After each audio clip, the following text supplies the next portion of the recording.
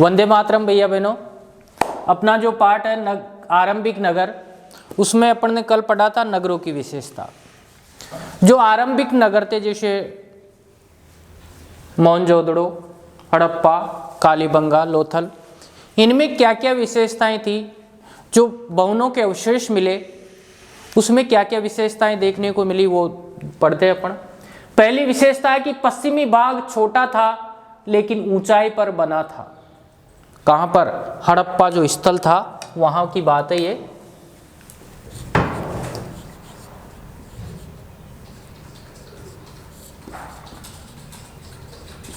यहाँ की। और ये हड़प्पा वर्तमान में कहाँ है? पाकिस्तान में। एक हिस्सा था वो छोटा था लेकिन कहाँ पर बना हुआ था? ऊंचाई पर था। और पूर्वी हिस्सा यानी वो जो नगर था उसका पश्चिम का हिस्सा तो ऊंचाई पर था और पूर्वी हिस्सा था वो निचले भाग में बना था और बड़ा हिस्सा था। पुरातत्वविदों ने ऊंचाई वाले भाग को तो नगर दुर्ग कहा, यानी यहाँ पर तो कोई राजा रहते होंगे, और निचले वाले भाग को क्या कहा? नगर बताया। यानी पुरातत्वविदों ने यह अनुमान लगाया कि भाई ऊंचाई वाले भाग पर तो राजा महाराजा रहते होंगे, नीचे वाले भाग में आम नागरिक रहते। दूसरी विशेषता, दोनों हिस्सों की चार दीवारियां पक्की ईंटों की बनी थी। यानी जो ऊंचाई वाला हिस्सा था वो और जो पूर्वी भाग का बड़ा हिस्सा था जो नीचाई में बना हुआ था, उन दोनों हिस्सों की क्या बनी हुई थी? चारों तरफ दीवारें बनी हुई थी। और किसकी बनी हुई थी? पक्की ईंटों की। जैसे आज आप भी देखते हो ना, जैसे रणथंभौर में घूमने जाते हैं, उस पूरी नगरी के चारों तरफ क्या था? दीवार थी पक्की, वो पक्की पत्थरों की बनी हुई थी पक्की दीवार। वैसे ही हड़प्पा स्थल पर जो दीवार थी वो किसकी बनी हुई थी? पक्की ईंटों की। मोहनजोदड़ो में एक तालाब के अवशेष मिले हैं जिसे पुरातत्वविदों ने महान स्नानागार कहा। यानी वो जो तालाब मिला उसको जो पुरातत्वविद है उन्होंने क्या बताया? महान स्नानागार, यानी बहुत बड़ा स्नान करने का स्थान। क्यों? क्योंकि इस तालाब को बनाने के लिए ईंट और प्लास्टर का इस्तेमाल किया गया। यानी तालाब बनाया गया था ना, उस पर वो किससे बनाया गया? ईंटों से उसकी दीवार, और दीवार के क्या किया गया? प्लास्टर किया गया था। और महत्वपूर्ण बात ये थी कि दीवार बनाने के बाद में प्लास्टर भी कर दिया लेकिन उससे पानी रिस रहा था, तो इसमें पानी के रिसाव को रोकने के लिए प्लास्टर के ऊपर चारकोल की परत चढ़ाई गई थी। जैसे अपन वाटरप्रूफ वो लाते हैं ना सीमेंट, वैसे ही इसके ऊपर भी क्या चढ़ाई गई थी? चारकोल की परत। और इस सरोवर में दोनों तरफ से उतरने के लिए क्या बनाई गई थी? सीढ़ियां बनाई गई थी। दूसरी महत्वपूर्ण बात कि इस सरोवर में यह जो तालाब था इसमें पानी एक कुएं से भरा जाता था और समय समय पर इसको खाली कर दिया जाता था। तो इससे पुरातत्वविदों ने यह अनुमान लगाया कि यहाँ पर नगर के जो विशिष्ट जन थे, हो सकता है इस दुर्ग में रहने वाले राजा महाराजा हो, वो स्नान करते हो। चौथी विशेषता, कालीबंगा और लोथल जैसे अन्य नगरों में अग्निकुंड मिले हैं। यानी इस हड़प्पा सभ्यता में अन्य स्थल थे कालीबंगा और लोथल, इनमें क्या मिले?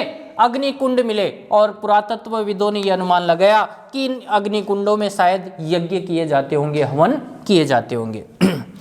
पांचवी विशेषता, हड़प्पा, मोहनजोदड़ो और लोथल जैसे कुछ नगरों में बड़े बड़े भंडार गृह मिले हैं। जैसे अपने निवाई में ना अपशियाई गोदाम, अनाज रखने का भंडार गृह, वैसे ही हड़प्पा, मोहनजोदड़ो और लोथल जो बड़े बड़े नगर थे वहां पर क्या बनाए गए? भंडार गृह, यानी अनाज को सुरक्षित रखने के लिए एक भंडार कक्ष बनाया गया, भंडार के लिए मकान बनाए गए थे वो। और आखिरी विशेषता, छठी विशेषता, महत्वपूर्ण विशेषता कि कई नगरों में पक्की नालियां मिली है। इन्हें सावधानी से सीधी लाइन में और ढकी हुई बनाते थे। यानी पक्की नालियां, घरों से भी पक्की नालियां बनी है। और आज की नालियों की अपेक्षा इन नालियों की विशेषता ये थी कि भाई ये इन नालियों में जगह जगह क्या थे? नालियों के बीच नीचे एक गड्ढा बनाते थे, फिर आगे नाली, फिर यूं गड्ढा, फिर नाली और फिर गड्ढा। ये गड्ढा क्यों बनाते थे?